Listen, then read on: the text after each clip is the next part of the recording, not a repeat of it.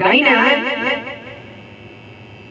बोली जोर से बोली। हेलो हाँ गाई तो सखी मिलल भतार मोर बड़ी रे खेलना हाँ रोज रोतिया ठेकावे का ठेकावे धिकल बेलना भिकल बोलना। आइए बजाते हैं बढ़िया से गाइए एकदम आइए। सखी मिलल भतार मोर बड़ी रे खेलना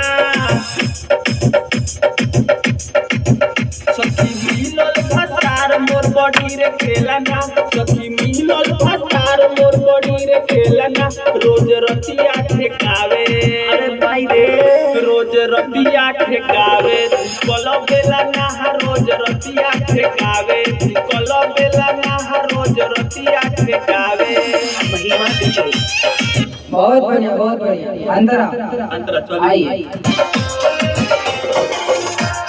बंद करके किली सखी सुतेला साथ में टंगड़ी फंसा देला रात में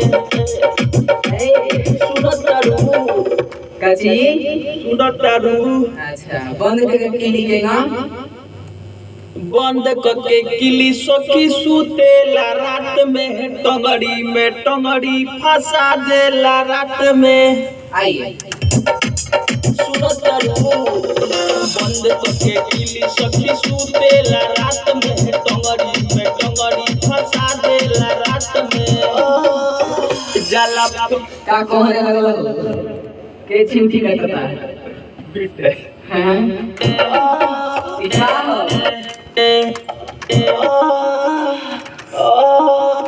मर दे जा जाला पोखरा में डुबकी लगा के आइए। अरे भाई रे जाला पोखरा में डुबकी लगा के हेलना जाला पोखरा में डुबकी लगा के हेलना रोज रतिया ठेकावे रोज रतिया ठेकावे कल बेलना रोज रतिया ठेकावे कल बेलना रोज रतिया ठेकावे रोज रतिया ठेकावे धिकल बेलना और टूटो नहीं लगा इतना। आइए लास्ट अंतरा चली लास्ट अंतरा एकदम अल्लाह संतरा बड़ा हड़ा आ गया भाई ठीक बा।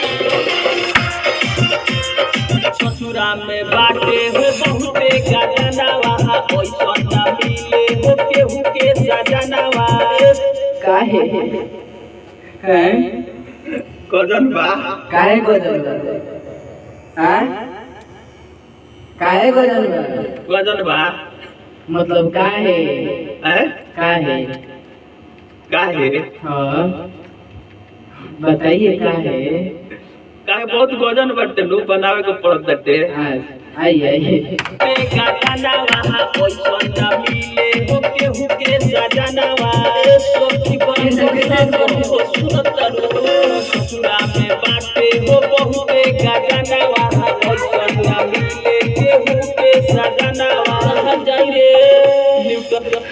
कहाँ जाइए पोखरा में आइए कहाँ जाई रे न्यूटन रोज कब भीतर हेलना अरे माई रे न्यूटन रोज कब भीतर हेलना न्यूटन रोज कब भीतर हेलना रोज रतिया